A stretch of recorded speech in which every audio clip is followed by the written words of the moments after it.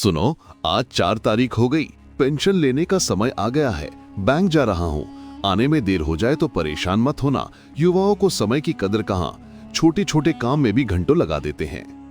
पत्नी को कहकर रामनिवास जी बाहर जाने लगे तो पत्नी ने पीछे से कहा, आपके इतने सारे विद्यार्थी हैं, उन्हीं में से किसी को क्यों नहीं कह देते। जमाना बदल गया है, पहले जैसे विद्यार्थी अब कहां जो अपने गुरु का मान करें। उन्हें तो मेरा नाम भी याद नहीं होगा। पत्नी को जवाब देकर वे बैंक चले गए। महीने का पहला सप्ताह होने के कारण बैंक में भीड़ थी। एक खाली कुर्सी देखकर वे बैठ गए और फॉर्म भरकर कैशियर वाले डेस्क के सामने खड़े हो ही रहे थे कि एक स्टाफ ने उन्हें आदर सहित कुर्सी पर बैठा दिया और स्वयं फॉर्म लेकर कैशियर के केबिन में चले गए। वे कुछ समझ पाते तब तक में बैंक का चपरासी उनके लिए चाय ले आया। उन्होंने ये कहकर मना कर दिया कि वे बिना चीनी के चाय पीते हैं। चपरासी बोला, साहब ने बिना चीनी वाली का ही ऑर्डर दिया है। कहकर उसने रामनिवास जी के हाथ में चाय की प्याली थमा दी। रामनिवास जी ने घड़ी देखी 10:05 हो रहे थे। सोचने लगे, चाय पिलाया है, लगता है 2 घंटे से पहले मेरा काम ना होगा। तभी एक 32 वर्षीय सज्जन ने आकर उनके पैर छुए और विड्रॉ की गई राशि उनके हाथ पर रख दिया।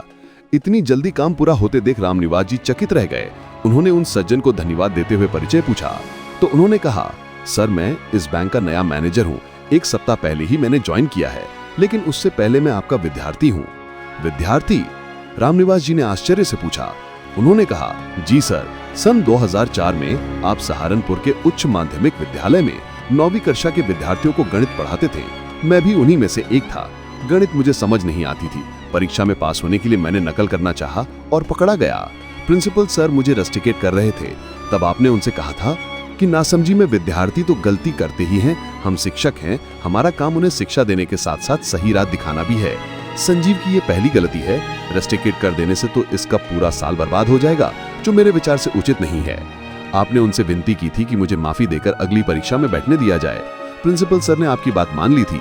आपने अलग से मुझे ट्यूशन पढ़ाया और मैं परीक्षा में अच्छे अंकों से उत्तीर्ण होकर आज आपके सामने खड़ा हूँ। आपका बहुत बहुत धन्यवाद सर। हाथ जोड़कर मैनेजर साहब ने अपने गुरु को धन्यवाद दिया और ससम्मान उन्हें बाहर तक छोड़ने भी गए।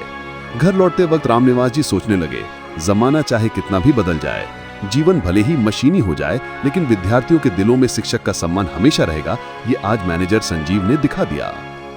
स्टोरी अच्छी लगी तो आप अपने गुरुजी को टैग जरूर करें और अपने विद्यार्थी को भी जरूर टैग करें।